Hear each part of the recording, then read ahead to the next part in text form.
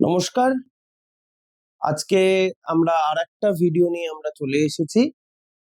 Life সায়েন্সের আমরা যে চ্যাপ্টারটা পড়ছিলাম সেই চ্যাপ্টারটা তোমাদের নিশ্চয়ই মনে আছে। আমরা পড়ছিলাম হচ্ছে অর্গানিজম অ্যান্ড পপুলেশন, এবং অর্গানিজম আর পপুলেশনের প্রায় আমরা প্রথমের দিকটা প্রায় শেষ করে ফেলেছি। আর একটাই ছোট্ট পার্ট আমাদের বাকি ছিল, যেটাকে আমরা বলি ক্যারেক্টারিস্টিক ফিচার অফ পপুলেশন। তো আজকে আমরা সেই জায়গার থেকেই আমরা আমাদের পড়াটাকে স্টার্ট করব। Characteristic feature of population. আমি Aniket Bhattacharya, assistant teacher, department of life science, Narendrapur Ramakrishna mission.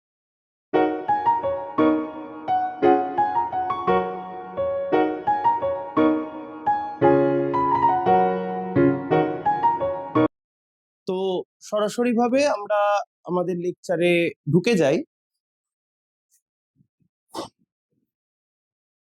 দেখো, আমাদের লাস্ট ভিডিওতে আমরা পড়েছিলাম পপুলেশন ইন্টারঅ্যাকশন সম্পর্কে। পপুলেশন ইন্টারঅ্যাকশন মানে কি? পপুলেশন ইন্টারঅ্যাকশন মানে হচ্ছে একটা গ্রুপ অফ অর্গানিজম, একটা গ্রুপ অফ স্পিসিস, সে আর একটা গ্রুপ অফ অর্গানিজম বা আর একটা গ্রুপ অফ স্পিসিসের সঙ্গে কিরকম ভাবে ইন্টারঅ্যাক্ট করে, ইন্টারঅ্যাক্ট করার মাধ্যমে একটা টোটাল পপুলেশনের স্টেবিলিটিটা মেনটেন করে। এবার আজকে আমরা পড়ব যে কোনো একটা পপুলেশন তার কি কি ক্যারেক্টার থাকতে পারে।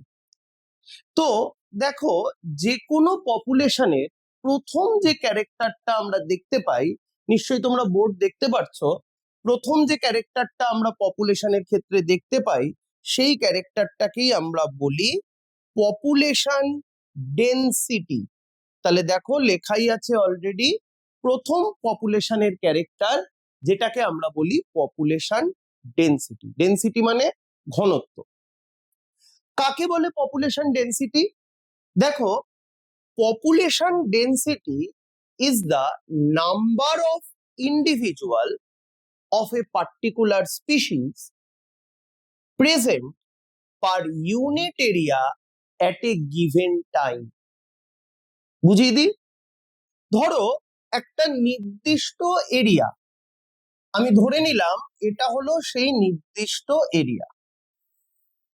এই নির্দিষ্ট এরিয়া, এটাকে আমরা এস দিয়ে ডিনোট করছি।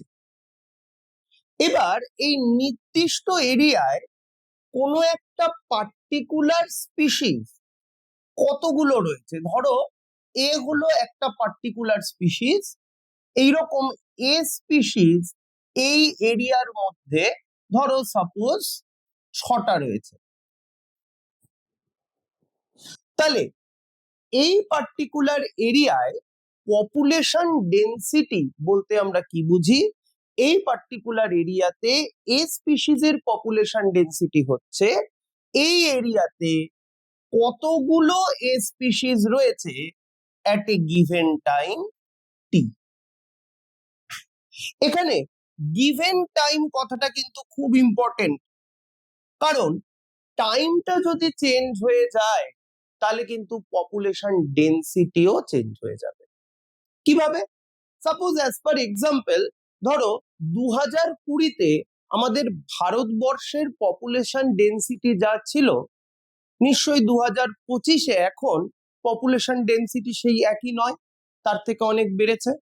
হতেই পারে 2025-এর জায়গায় 2030-এ যখন আমরা চলে যাব তখন আমরা দেখব 2025-এর পপুলেশন ডেনসিটি যা, 2030-এর পপুলেশন ডেনসিটি তার থেকেও আলাদা।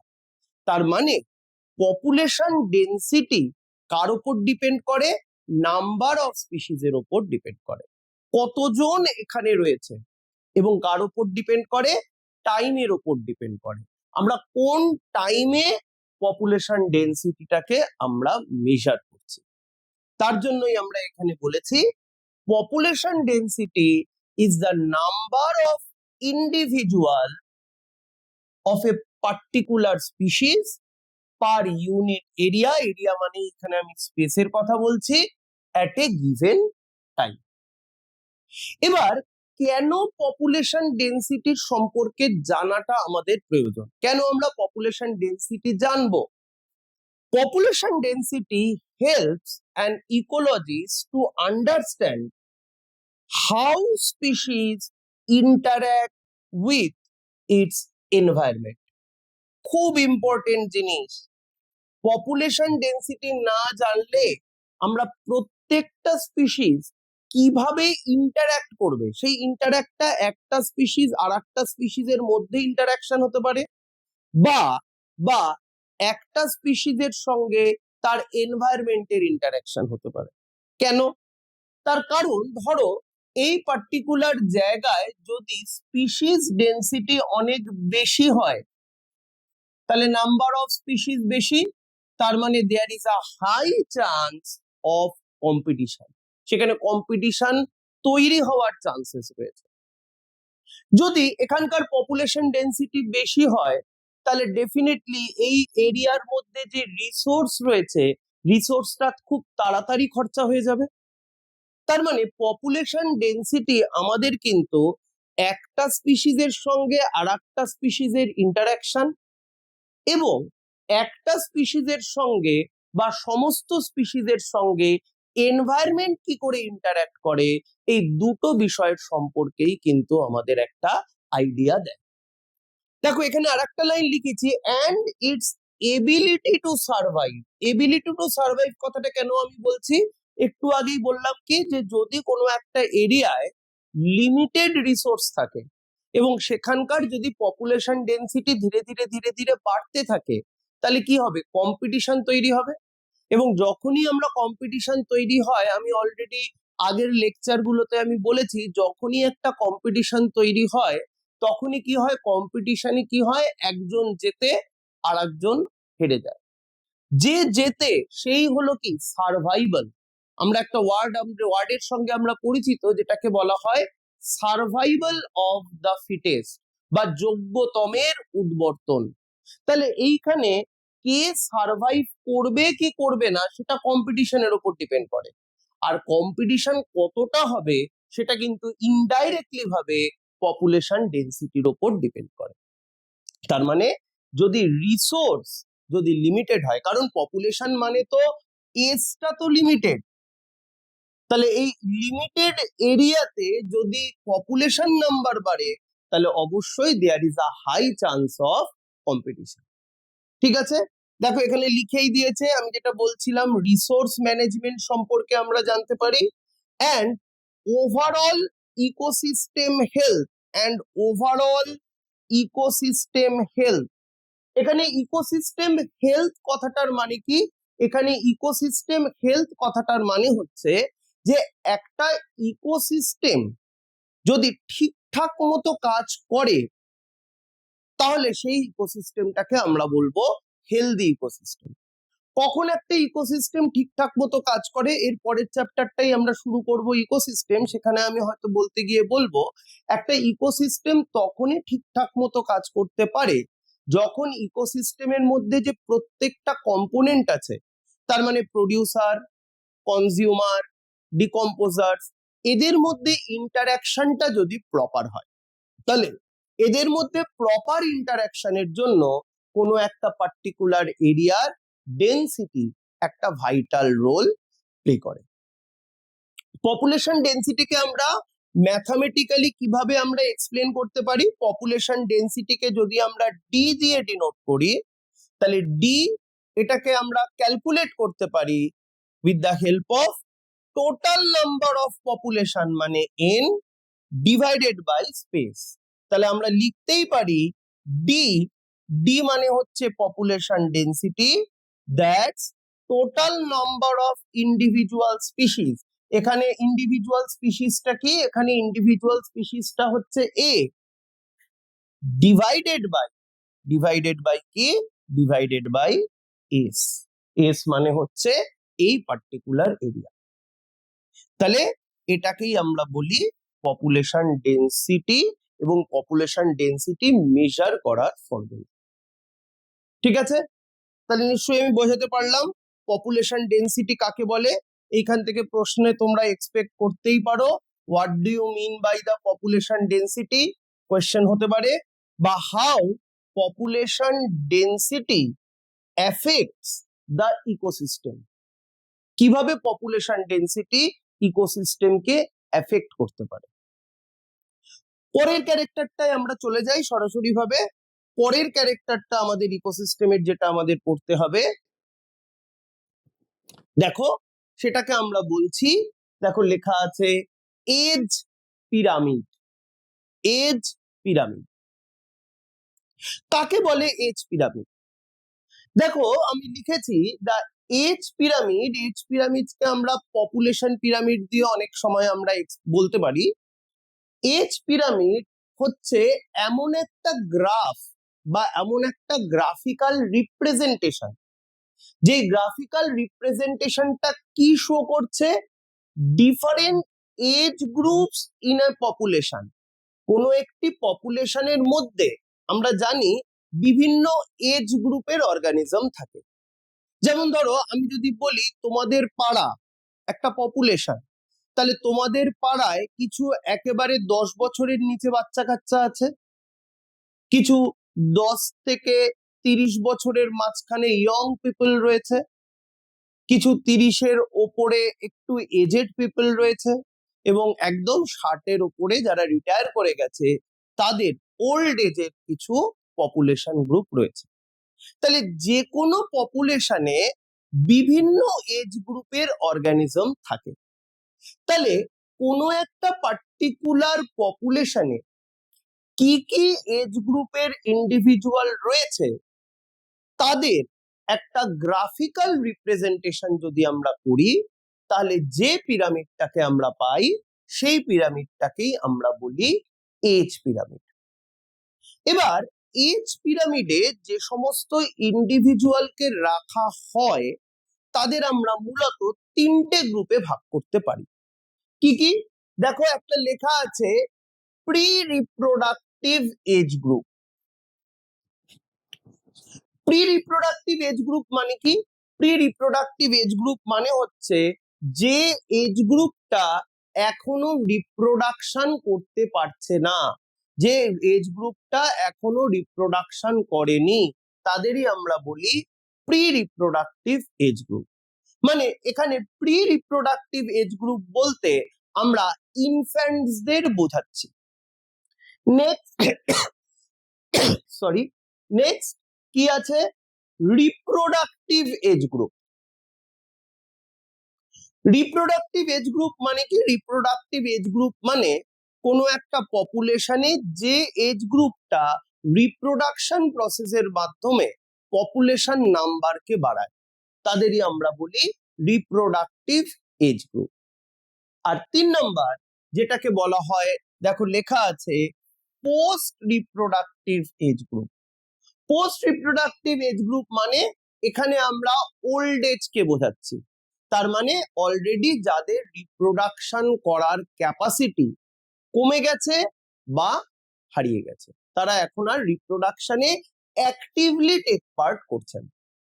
তাহলে এই 3টে এজ গ্রুপের ইন্ডিভিজুয়াল দিয়ে যদি আমরা একটা গ্রাফিক্যাল রিপ্রেজেন্টেশন করি, আর যেই গ্রাফিক্যাল রিপ্রেজেন্টেশন দেখে আমরা বুঝতে পারবো একটা পপুলেশনের মধ্যে কোন এজ গ্রুপের ইন্ডিভিজুয়াল কতগুলো করে রয়েছে, সেটাকেই আমরা বলি এজ পিরামিড বা পপুলেশন পিরামিড। তাহলে এজ পিরামিড বা পপুলেশন পিরামিড কি আমি একবার পড়ে দিচ্ছি, দেখো। Are the graph showing the different age group in a population. Individuals of pre-reproductive age are taken at the base, followed by the reproductive age, and at the end there is a post-reproductive age groups. তার মানে আমরা যখনই population pyramid আমরা যদি draw করি, তাহলে population pyramid draw করতে গেলে আমাদের একটা জিনিস সবসময় মাথায় রাখতে হবে। কি মাথায় রাখতে হবে? যারা ইনফ্যান্টস, তার মানে যারা হচ্ছে প্রি রিপ্রোডাক্টিভ এজ গ্রুপস এর লোকজন, যারা প্রি রিপ্রোডাক্টিভ এজ গ্রুপস এর লোকজন, তাদের সবসময় আমাদের কোনো একটা পিরামিডের বেসে রাখতে হবে। তাহলে এখানে কে রয়েছে? Pre reproductive age. তারপরে আমরা কাকে রাখবো? যারা রিপ্রোডাকশন করছে, রিপ্রোডাক্টিভ এজ গ্রুপস এর লোকজন। আর যারা একেবারে উপরে তারা হচ্ছে ওল্ড ইন্ডিভিজুয়াল। তাহলে যে কোনো পপুলেশন পিরামিডের ক্ষেত্রে আমাদের এই হায়ারার্কিটা মেনটেন করাটা খুব দরকার। Pre reproductive, reproductive and post reproductive age. এবার পপুলেশন পিরামিড বা এজ পিরামিড, আমাদের সিলেবাসে 3 রকমের এজ পিরামিডের কথা বলা আছে। কি কি? একটাকে দেখো লেখা আছে ট্রায়াঙ্গুলার এজ পিরামিড, একটাকে ধরো লেখা আছে বেল শেপড এজ পিরামিড, আর আরেকটাকে দেখো লেখা আছে আর্ম শেপড এজ পিরামিড। তাহলে এজ পিরামিড 3 রকমের হতে পারে। একটাকে আমরা বলি ট্রায়াঙ্গুলার, একটাকে আমরা বলি বেল শেপ, একটাকে আমরা বলি arm shape. Triangular, bell shape and arm shape. প্রত্যেকটা পিরামিড আমি একটু একটু করে বলছি। দেখো, নেক্সট স্লাইডে আমরা চলে যাই।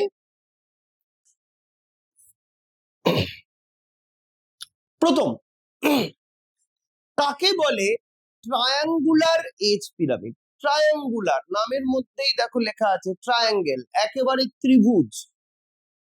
এই ট্রায়াঙ্গুলার এজ পিরামিডের শেপটা কেমন?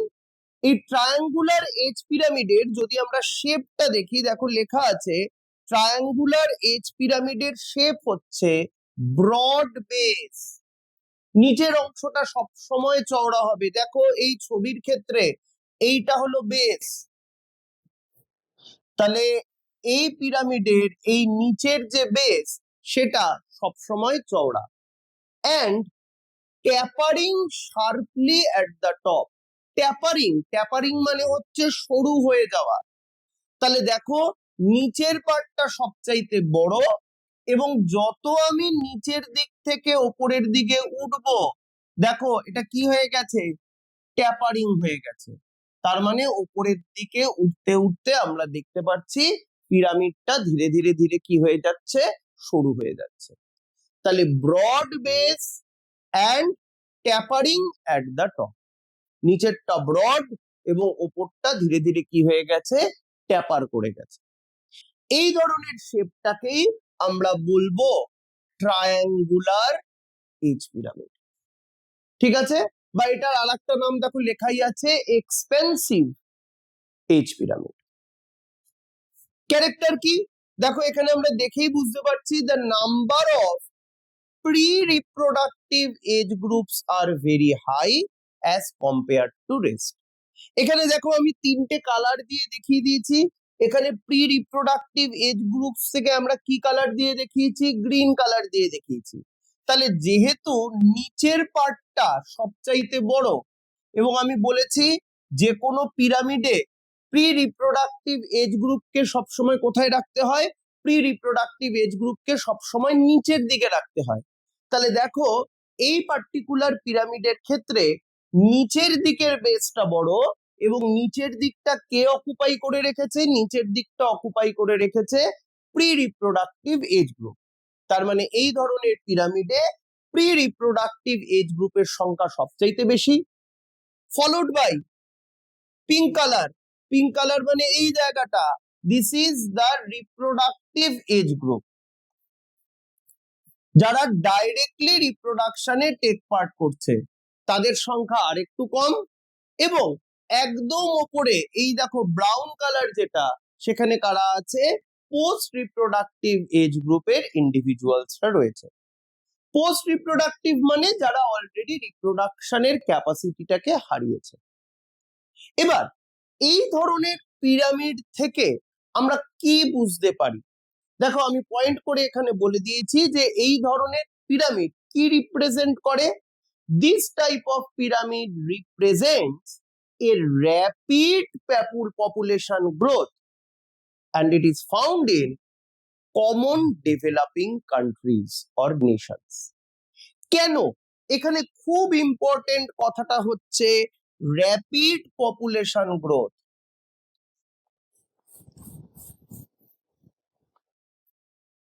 যে সমস্ত জায়গায় আমরা এই ধরনের পিরামিড দেখতে পারবো বা যে সমস্ত কান্ট্রিগুলোতে আমরা এই ধরনের ডেমোগ্রাফিক্যাল পিরামিড আমরা যদি দেখতে পাই, তার মানে হচ্ছে আমরা বলতে পারবো সেই জায়গার পপুলেশন নাম্বার ভীষণভাবে ইনক্রিজ করছে। তাহলে triangular pyramid represent expanding population. কেন এক্সপ্যান্ডিং? তার কারণ দেখো, ইনফ্যান্টস এর সংখ্যা সবচাইতে বেশি। কোনো একটা এরিয়াতে বা কোনো একটা লোকালিটিতে যত ইনফ্যান্টস এর সংখ্যা বেশি থাকবে, সেটা একটা ইনক্রিজিং পপুলেশনকে ডিনোট করে। কেন ইনক্রিজিং পপুলেশনকে ডিনোট করে? তার কারণ আজকে যারা ইনফ্যান্ট, কালকেই তারা কি হয়ে যাবে? কালকেই তারা কোন এজে ঢুকে যাবে? রিপ্রোডাক্টিভ এজে ঢুকে যাবে। তাহলে আজকে রিপ্রোডাক্টিভ এজের সংখ্যা যদি আমি ধরে নিলাম 10 জন, তাহলে ডেফিনেটলি কালকে বা পরশু বা নিয়ার ফিউচার এই সংখ্যাটা কি হয়ে যাবে? 10-এর জায়গায় 100 হয়ে যাবে। কেন? তার কারণ আজকে ইনফ্যান্টস এর সংখ্যা বেশি। এখানে কি আছে? আমরা কি দেখতে পাচ্ছি? এই ধরনের পিরামিডের ক্ষেত্রে আমরা দেখতে পাচ্ছি যে বেসটা বড়। তাহলে বেসটা বড় মানে আমি যদি ডিনোট করি যে ধরো এখানে রয়েছে 10 জন রিপ্রোডাক্টিভ এজে রয়েছে, 100 জন প্রি রিপ্রোডাক্টিভ এজে রয়েছে, আর সাপোজ ধরো 5 জন পোস্ট রিপ্রোডাক্টিভ এজে রয়েছে। তাহলে আজকে রিপ্রোডাক্টিভ এজে রয়েছে 10 জন। 10 জন রিপ্রোডাকশনের মাধ্যমে যতগুলো প্রজেনি তৈরি করবে, কালকে যারা এখন ইনফ্যান্ট তারা তো রিপ্রোডাক্টিভ এজে ঢুকে যাবে, এখান থেকে তো তারা এখানে চলে যাবে। তার মানে কালকে নিয়ার ফিউচার কি হবে? রিপ্রোডাক্টিভ এজের সংখ্যা হয়ে যাবে 100 জন। তাহলে 10 জন যতগুলো প্রজেনি তৈরি করছে আজকে, 100 জন তার থেকে অনেক বেশি প্রজেনি তৈরি করবে নিয়ার ফিউচার। তার মানে পপুলেশন সাইজটা কি হবে? পপুলেশন সাইজটা বাড়বে। তার জন্য এই ট্রায়াঙ্গুলার শেপ পিরামিড কাকে কোন ধরনের পপুলেশনের ক্যারেক্টারকে এক্সপ্লেন করে? ট্রায়াঙ্গুলার শেপ পিরামিড একটা এক্সটেন্সিভ গ্রোথ আলা পপুলেশন, ইনক্রিজিং পপুলেশনকে ডিনোট করে। ঠিক আছে? তাহলে প্রথম টাইপের পিরামিড আমরা পড়ে ফেললাম, যেটাকে আমরা বলি ট্রায়াঙ্গুলার শেপ পিরামিড, যেটা কাকে রিপ্রেজেন্ট করছে? যেটা একটা ইনক্রিজিং পপুলেশনকে রিপ্রেজেন্ট করছে।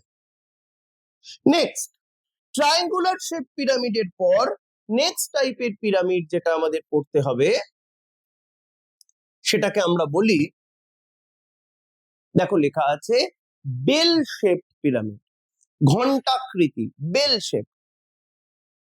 বেল শেপ কেন এটার নামটা এরকম হয়েছে? দেখো, বেল শেপের নিচের পার্টটা আমরা যদি দেখি, তাহলে নিচের পার্টটা দেখো অনেকটা রেক্ট্যাঙ্গুলারের একটা শেপে নিয়ে নিয়েছে, রেক্ট্যাঙ্গুলার।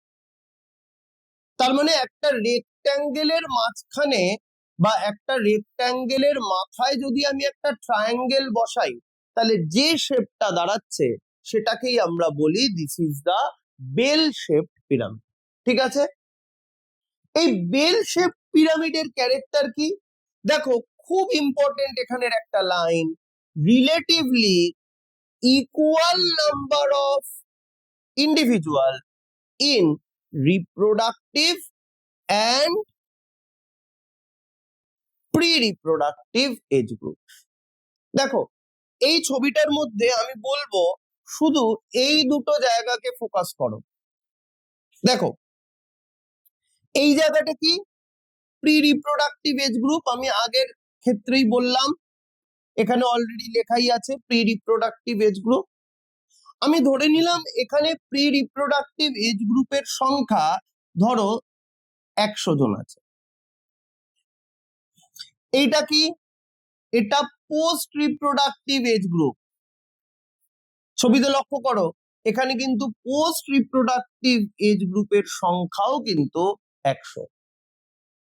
তার মানে যদি প্রি রিপ্রোডাক্টিভ আর পোস্ট রিপ্রোডাক্টিভ এজ গ্রুপের ইন্ডিভিজুয়ালরা সেম নাম্বারে হয়, তার মানে it denotes a very stable population. দেখো এখানে লেখাই আছে this type of pyramid represents stable population. কেন কেন এটা স্টেবল পপুলেশনকে রিপ্রেজেন্ট করে? এটা স্টেবল পপুলেশনকে রিপ্রেজেন্ট করে তার কারণ হচ্ছে যে আজকে ইন্ডিভিজুয়ালসদের নাম্বার যা আছে কালকেও সেম নাম্বারই থাকবে, নাম্বারের খুব একটা ফ্ল্যাকচুয়েশন হবে না। কেন নাম্বারের খুব একটা ফ্ল্যাকচুয়েশন হবে না? তার কারণ হচ্ছে দুজনের ক্ষেত্রেই প্রি রিপ্রোডাক্টিভ এজ গ্রুপ আর পোস্ট রিপ্রোডাক্টিভ এজ গ্রুপের নাম্বার সেম। তার মানে আজকে যারা আছে কালকেও এরাই রিপ্রোডাক্টিভ এজে যাবে। তার মানে পপুলেশনটা আগের ক্ষেত্রে যেমন দেখেছিলাম বেড়ে গেছে, খুব একটা তেমন বাড়বে না। পপুলেশন নাম্বারটা একটা স্টেবল একটা কন্ডিশনকে মেনটেন করবে। এই ধরনের পিরামিডকেই আমরা বলি বেল শেপড পিরামিড। তাহলে বেল শেপড পিরামিড কোন ধরনের পপুলেশনকে দেখায়? বেল শেপড পিরামিড একটা স্টেবল পপুলেশনকে রিপ্রেজেন্ট করে। ঠিক আছে, চলো আমরা নেক্সট টাইপে চলে যাই। নেক্সট পিরামিডের টাইপ যেটাকে আমরা বলি আর্ন শেপ পিরামিড। কলসির মতো অনেকটা, আর্ন শেপ। ঠিক আছে, আর্ন শেপ পিরামিডের দেখো স্ট্রাকচারটা একটু লক্ষ্য করো। আর্ন শেপ পিরামিডের স্ট্রাকচারটা কেমন? আর্ন শেপ পিরামিডে দেখো নিচের অংশটা সরু, নিচের অংশটা সরু,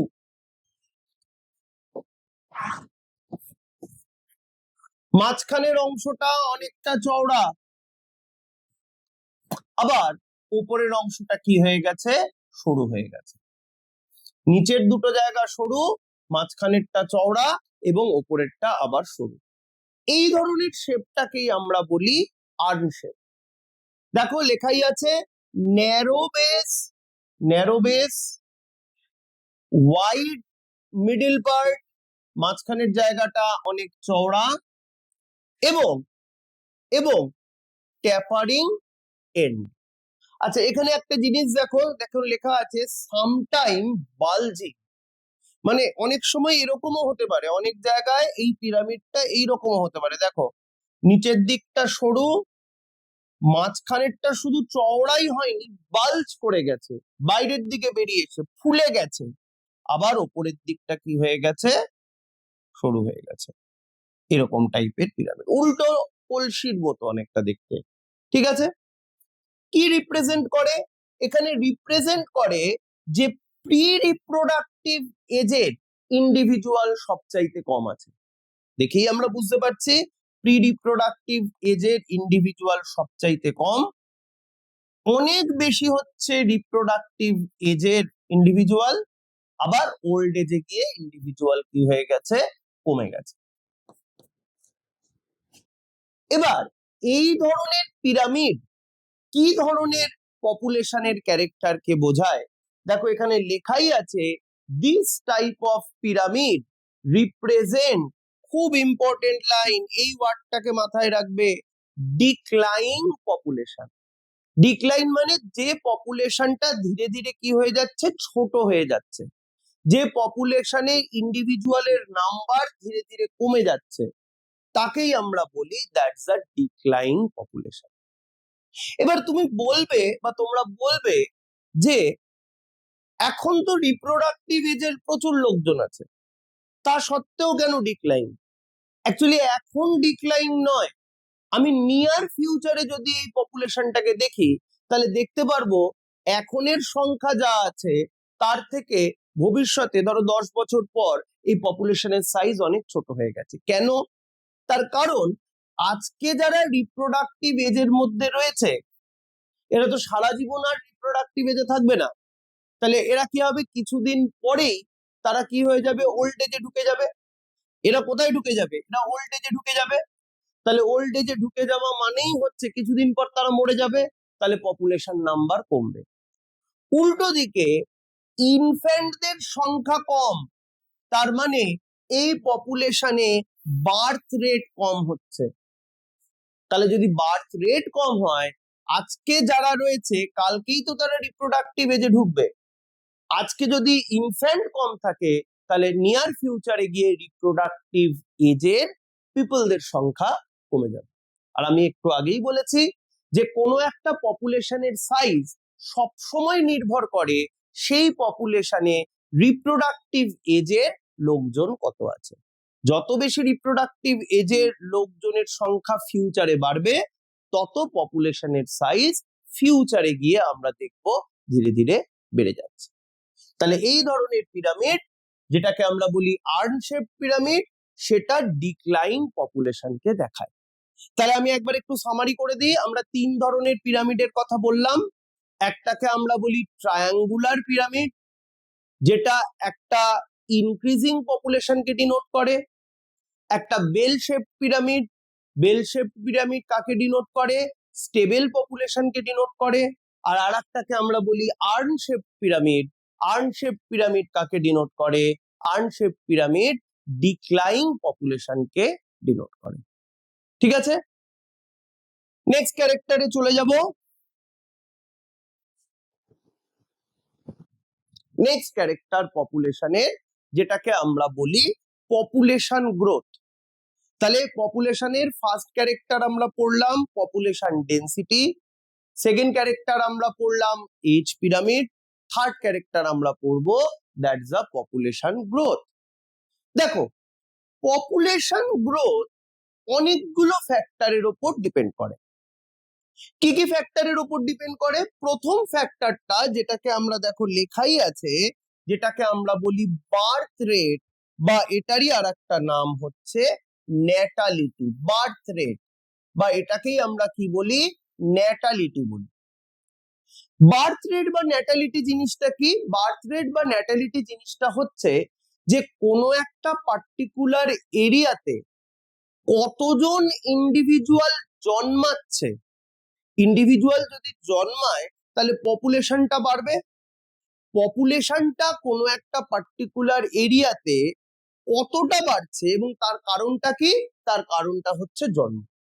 তাহলে বার্থের কারণে কোনো একটা পার্টিকুলার এরিয়ায় যে পপুলেশন ইনক্রিজ হচ্ছে, সেটাকেই আমরা বলি ন্যাটালিটি।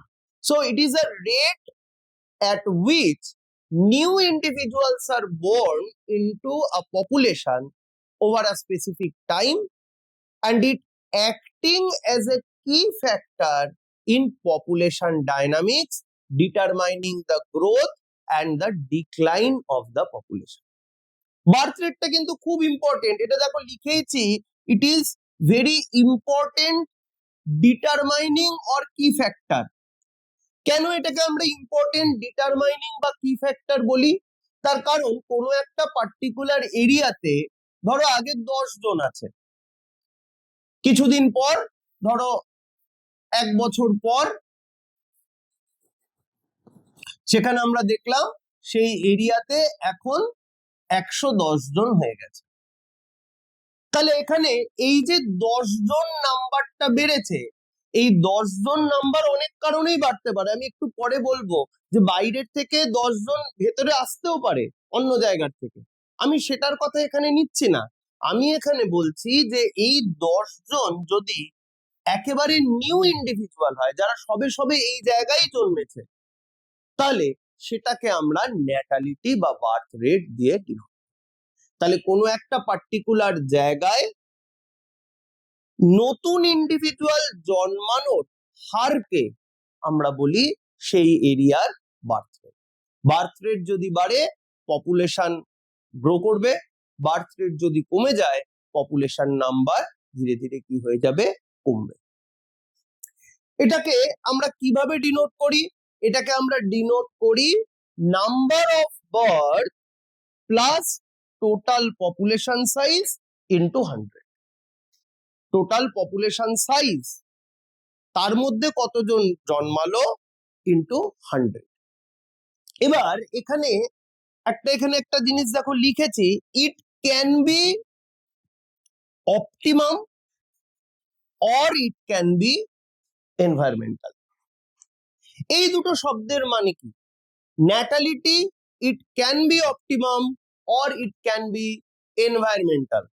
অপটিমাম ন্যাটালিটি বলতে আমরা কি বুঝি? অপটিমাম ন্যাটালিটি বলতে আমরা বুঝি একেবারে জন্মাবার জন্য আইডিয়াল কন্ডিশন, সবগুলো ফেভারেবল কন্ডিশন।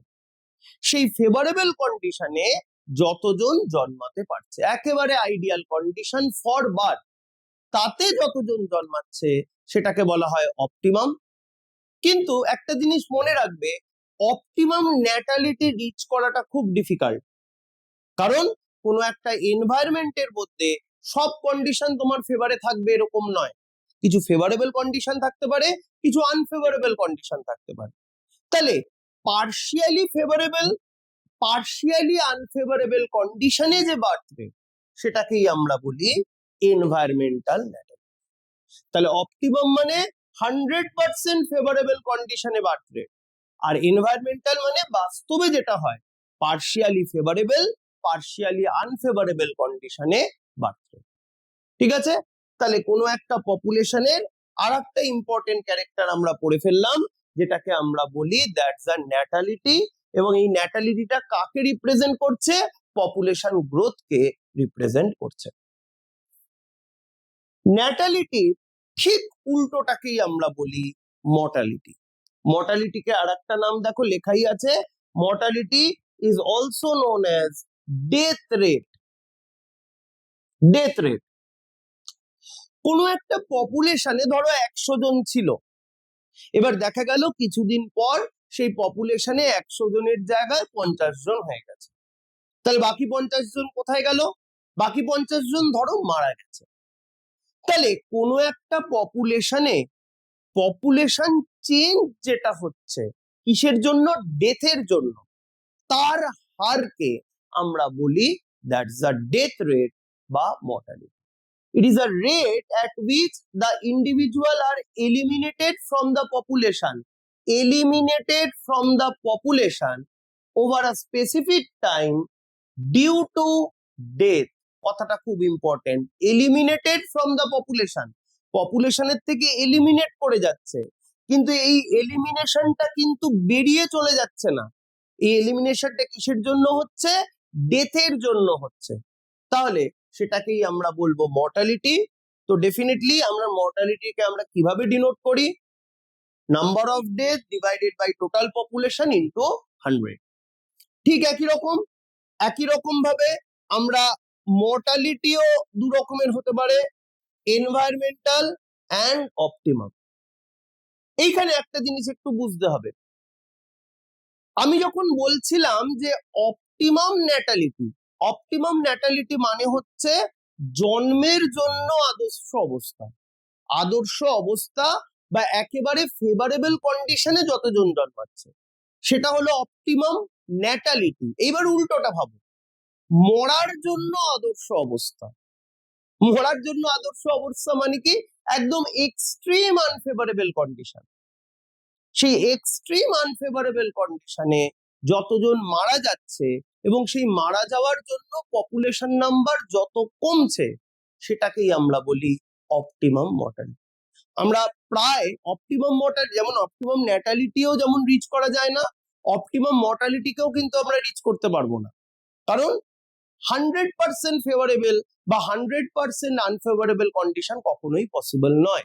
তবুও আমরা জানি 2020 আমরা কোভিড কাটিয়ে এসেছি। কোভিড এর সময় কিন্তু মর্টালিটি রেট প্রায় অপটিমামের কাছাকাছি প্রায় চলে গেছিল, প্রায়, এখানেও আমি প্রায় বলছি, প্রায় অপটিমামের কাছাকাছি চলে গেছিল। তার কারণ যদি 100% অপটিমাম হয়ে যেত তাহলে কেউ বেঁচেই থাকতো না, কিন্তু তাও তো আমরা বেঁচে আছি। তার কারণ সবসময় এনভায়রনমেন্টের মধ্যে মর্টালিটিটাও ন্যাটালিটির মতো কি হয়? পার্শিয়ালি ফেভারেবল, পার্শিয়ালি আনফেভারেবল কন্ডিশনে হয়।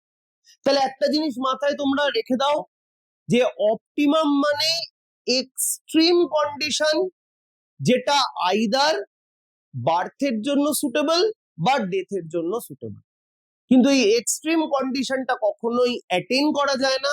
তাহলে এনভায়রনমেন্টের মধ্যে ন্যাটালিটি বলো বা মর্টালিটি বলো, সেটা সবসময় কি পার্শিয়াল হয়, পার্শিয়ালি ফেভারেবল পার্শিয়ালি আনফেভারেবল কন্ডিশনে হয়। নেক্সট ক্যারেক্টার দেখো লেখাই আছে পপুলেশন গ্রোথের নেক্সট ক্যারেক্টার দেখো লেখা আছে ইমিগ্রেশন। মনে রাখার সুবিধার জন্য ইমিগ্রেশন আই দিয়ে শুরু, ইন মানে ঢোকা, সেটাও আই দিয়ে শুরু। তাহলে ইমিগ্রেশন মানে মাথায় রাখবে কোনো একটা এরিয়াতে বাইরের থেকে যতজন লোক আসছে সেটাকেই আমরা বলি ইমিগ্রেশন। ধরো তুমি বিদেশে গেলে, তো বিদেশে গেলে তোমাকে কিন্তু বিদেশে ঢোকার আগে তোমাকে ইমিগ্রেশন ডিপার্টমেন্টে আগে তোমাকে যেতে হবে এয়ারপোর্টে, তারপরেই তুমি সেখানে ঢুকতে পারবে। ঠিক একই রকম ইমিগ্রেশন মানে যতজন ইন্ডিভিজুয়াল কোনো একটা লোকাল এরিয়াতে বাইরের থেকে আসছে তাকেই আমরা বলি ইমিগ্রেশন। ইমিগ্রেশনকে আমরা আই দিয়ে ডিনোট করি। আর ঠিক ইমিগ্রেশনের উল্টোটাকে যদি আমরা দেখি তাহলে সেটাকেই আমরা বলি এমিগ্রেশন। এমিগ্রেশন মানে কি? এমিগ্রেশন মানে যতজন ইন্ডিভিজুয়াল কোনো একটা লোকাল পপুলেশনের থেকে বাইরের দিকে বেরিয়ে যাচ্ছে সেটাকে বলা হয় এমিগ্রেশন। মনে রাখার সুবিধার জন্য এক্সিট মানে হচ্ছে বেরিয়ে যাওয়া, তাহলে এক্সিটে ই আছে, এখানে আমরা দেখতে পাচ্ছি এমিগ্রেশনও কিন্তু ই আছে, তাহলে এমিগ্রেশন। এবার এই যে চারটে প্যারামিটারের কথা আমরা পড়লাম, ন্যাটালিটি, মর্টালিটি, ইমিগ্রেশন, এমিগ্রেশন, এই চারটেই কিন্তু একটা পপুলেশন ডেনসিটি বা পপুলেশন গ্রোথকে কন্ট্রোল করে।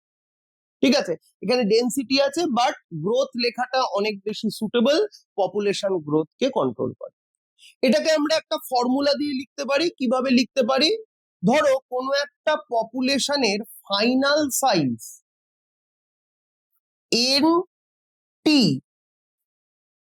এনটি মানে কি? এনটি মানে হচ্ছে number of individual at final time T. Final time T, আচ্ছা একটা কাজ করো, NT1 করে দিই। এখানে NT1 মানে হচ্ছে ফাইনাল টাইম, ফাইনাল টাইমে কতজন পপুলেশন সেই এরিয়াতে রয়েছে। এটাকে আমরা কিভাবে ক্যালকুলেট করতে পারি? এটাকে আমরা ক্যালকুলেট করতে পারি number of population in a particular time N0। N0 মানে কি? Initial population size. তাহলে ইনিশিয়াল পপুলেশন সাইজ এটাকে আমরা বলি NT0, ফাইনাল পপুলেশন সাইজ হচ্ছে NT1। তাহলে NT1 কে আমরা কিভাবে ডিনোট করতে পারি? NT1 কে আমরা ডিনোট করতে পারি কোনো একটা জায়গার ইনিশিয়াল পপুলেশন যা ছিল প্লাস সেই পার্টিকুলার জায়গায় সেই টাইমে, এই টাইম ইন্টারভেল মানে T1 মাইনাস T0, এই টাইম ইন্টারভেলে কতজন জন্মেছে বি। এখানে দেখো বার্থ রেট বা ন্যাটালিটিকে আমরা বি দিয়ে ডিনোট করেছি, বি প্লাস সেই টাইমে কতজন ইমিগ্রেট করেছে, বাইরের থেকে এসেছে, দ্যাট মিনস আই, মাইনাস এই টাইম ইন্টারভেলে কতজন মারা গেছে ডি, প্লাস কতজন সেখানে থেকে এমিগ্রেট করে বেরিয়ে গেছে তার মানে ই।